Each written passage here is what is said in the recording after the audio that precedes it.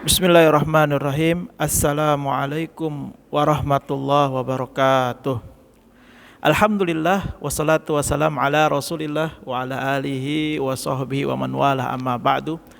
Alhamdulillah pada siang hari ini Allah kembali memberikan kita kenikmatan-kenikmatan yang bisa kita rasakan hingga saat ini. Nah, mudah-mudahan semua kenikmatan yang kita rasakan, yang kita dapat pada hari ini itu menjadi kebaikan bagi kita dan bernilai ibadah di sisi Allah, sehingga ketika kita nanti masuk ke dalam alam kubur, semua kebaikan itu bisa kita rasakan, semua kebaikan itu bisa kita nikmati, sehingga kalau kita wafat, kita termasuk golongan orang-orang yang beruntung di sisi Allah Subhanahu wa taala. Yang kedua, jangan pernah lupa yakni bersolawat kepada Rasulullah Sallallahu Alaihi Wasallam. Bersolawat ini salah satu tanda bahwa seseorang itu rindu, seseorang itu kangen. Sama siapa? Tentu kangen kepada Rasulullah Sallallahu Alaihi Wasallam. Siapa Rasulullah? Rasulullah itu adalah manusia yang begitu cinta kepada umatnya. Bahkan ketika beliau mendekati sakaratul maut, beliau memanggil-manggil kita umatnya. Ummati, ummati, ummati. Umatku, umatku, umatku. Betapa yang beliau sebut adalah umatnya. Bukan anaknya, bukan istrinya, bukan sahabatnya, tapi ummati, ummati, ummati. Ya. Nah, mudah-mudahan kita digolongkan orang-orang yang senang bersolawat kepada Rasulullah. Mudah-mudahan Allah menguatkan kita sehingga kita mampu mengikuti sunnah Rasulullah Sallallahu Alaihi Wasallam. Mudah-mudahan dengan kita mengikuti sunnah Rasulullah, dengan kita selalu bersolawat kepada Rasulullah, kita diakui sebagai umat Rasulullah dan mendapatkan syafaatul uzma dari Nabi besar Muhammad sallallahu alaihi wasallam. Allahumma shalli ala Muhammad wa ala ali Muhammad. Pada kesempatan kali ini kita akan membahas masih dalam kitab Nasaihul Ibad, bab yang keempat, maqalah yang ke-11. Kita akan langsung belajar bersama. Mudah-mudahan dari ini kita bisa mengaplikasikan dalam kehidupan kita, merefleksikan dalam keseharian kita, sehingga kita menjadi pribadi-pribadi yang semakin baik, semakin baik, semakin baik. Ya. Bismillah. Wal maqalatu al-hadiyata asyarah. Dan adapun maqalah yang ke-11. Anin Nabi sallallahu alaihi wasallam. Dari Nabi sallallahu alaihi wasallam, annahu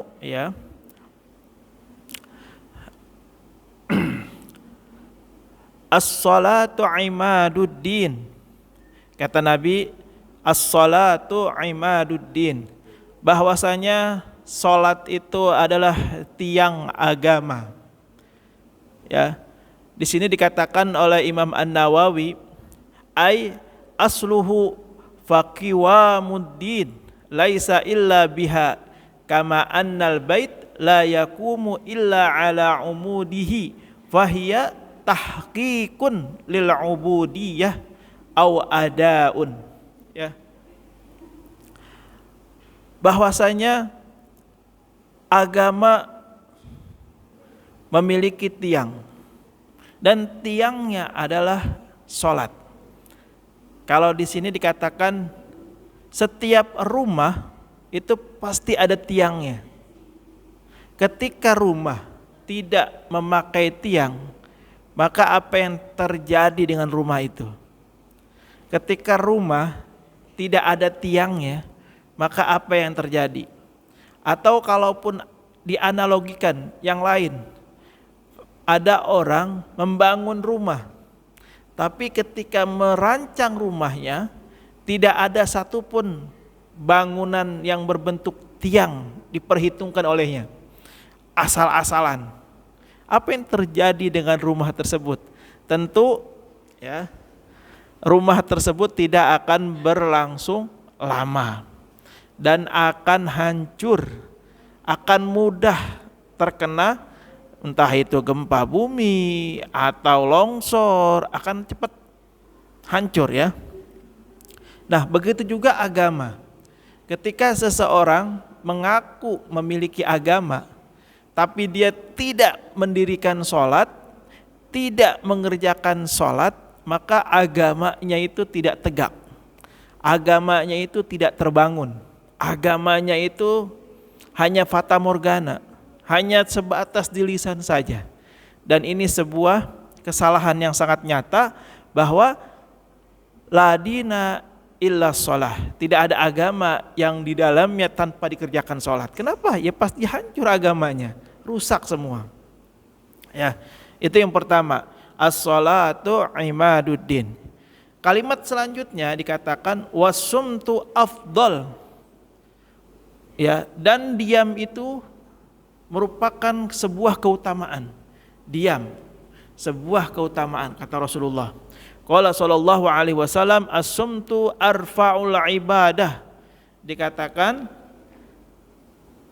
berdiam atau diam adalah setinggi-tingginya ibadah.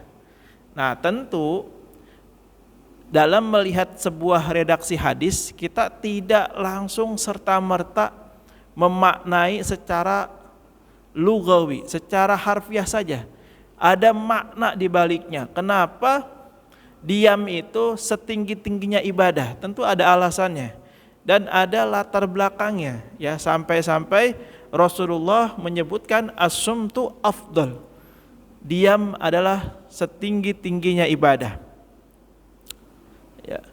Nah, di sini dikatakan rawahu ad-Dailami an Abi Hurairah radhiyallahu an, diriwayatkan dari ad-Dailami ya, menurut Abi Hurairah radhiyallahu an, semoga Allah meridhoinya, ay as-sukutu amma la yanfa'u. Diam yang di sini adalah diam dari melakukan perbuatan-perbuatan yang tidak ada manfaatnya. Ya, jadi ketika dia diam dari berbuat hal-hal yang tidak ada manfaatnya, maka ketahuilah itu adalah ibadah yang paling utama. Ya. As-sukutu al amma la yanfa. Fid din, baik dalam urusan agama, wad dunya, maupun urusan dunia. Wa tarkur raddi ala man i'tada min arfa'i anwa'i. Ya. Dan meninggalkan kesalahan-kesalahan yang dilakukan oleh lisannya. Yang dimaksud as-sumtu arfa lil ibadah, as-sumtu arfa'ul ibadah, ya, diam setinggi-tingginya ibadah adalah ketika seseorang ya menghindarkan dirinya dari perbuatan-perbuatan yang sia-sia, baik dalam hal agama, dalam hal dunia, jauhkan. Maka itu merupakan ibadah yang utama. Nah, terus kalimat selanjutnya apa? Was-shadaqatu tudfi'u ghadabar rabbi. Ya. Was-shadaqatu tudfi'u ghadabar rabbi. Apa artinya as-shadaqah? Shadaqah itu bisa mencerminkan murkanya Allah, ghadab ya, marahnya Allah. Dan wasumtu afdal, dan diam itu lebih utama. Nah, ini kalau diartikan secara bahasa, tata letak bahasa, ini bingung nih. Ya, kita nggak akan paham.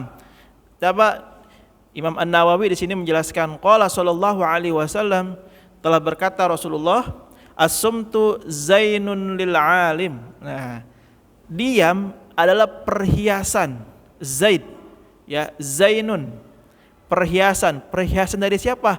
Lil alim, orang yang alim. Jadi kalau dia seorang yang alim, maka dia akan banyak diam. Kenapa? Nanti ada jawabannya ya. wasitrun lil jahil, dan sebagai penutup bagi orang-orang yang jahil, yang bodoh. Jadi kalau orang bodoh diem, itu nggak ketahuan bodohnya. Ya, dia nggak akan ketahuan bahwa dia itu bodoh. Kenapa? Karena dia diam. Dan begitu juga orang alim, orang yang paham agama, orang yang banyak pengetahuannya. Ketika dia diam, dia selamat. Kenapa? Selamat dari kesalahan kalau dia berbicara. Ya, tentu diam dan berbicara di sini ada tempatnya. Ya, jangan sampai ketika ceramah dia diam saja. Nah, ini salah juga ya. Tapi ya seperti itu. Jadi Rasulullah mengatakan diam adalah perhiasan bagi orang alim dan penutup bagi orang yang jahil. Ini Rasulullah Shallallahu Alaihi Wasallam dari Abu Saih dari Muhriz, ya. Di sini dikatakan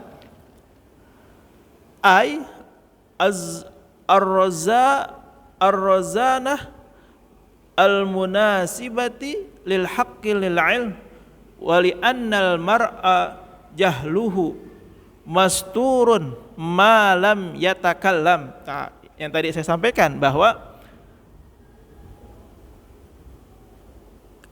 perkara, ya, karena perkara yang seperti tadi yang saya sampaikan tadi itu membuat seorang ahli ilmu, alim itu bertambah wibawanya kalau dia nggak banyak omong, ya. Dan begitu juga seorang yang bodoh, yang jahil, ya, dengan dia diam maka dia menutupi kebodohan dia. Terus kalimat selanjutnya masih hadis yang pertama tadi, wasaumu junnah ay wiqayah. Makna wiqayah, wiqayah itu bermakna perisai. Wasaumu junnatun, dan puasa adalah benteng atau perisai atau pelindung. Minan nar, yakni pelindung daripada api neraka, siksa neraka. Wasumtu afdal, ya, dan diam adalah pemimpin akhlak. Artinya diam itu adalah level tertinggi dari akhlakul karimah. Qala sallallahu alaihi wasallam, Rasulullah bersabda dalam hadis yang lain, as-sumtu sayyidul akhlak. Tuh, as-sum sayyidul akhlak. Diam adalah pemimpin daripada akhlak, ya. Rawahu Ad-Dailami an Anas, ay as-sukutu amma la sawaba fihi, as-sukutu amma la sawaba fihi, diam dari hal-hal yang tidak ada manfaatnya, ya.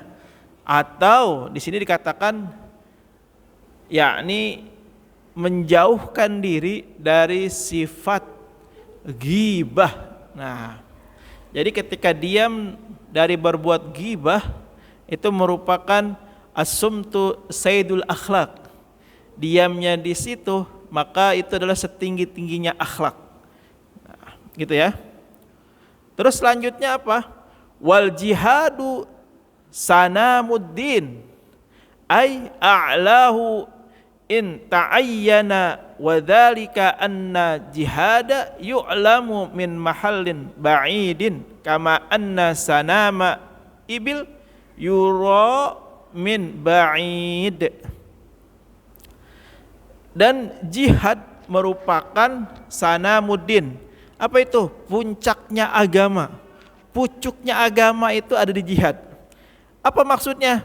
Ya, maksudnya adalah yang tertinggi dari agama jika sudah wajib dan hal itu sungguh, ya, sudah diketahui dari tempat sebagaimana punuknya unta.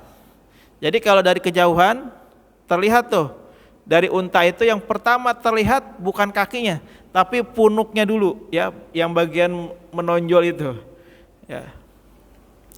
Wasumtu afdal, dan diam itu sangat utama.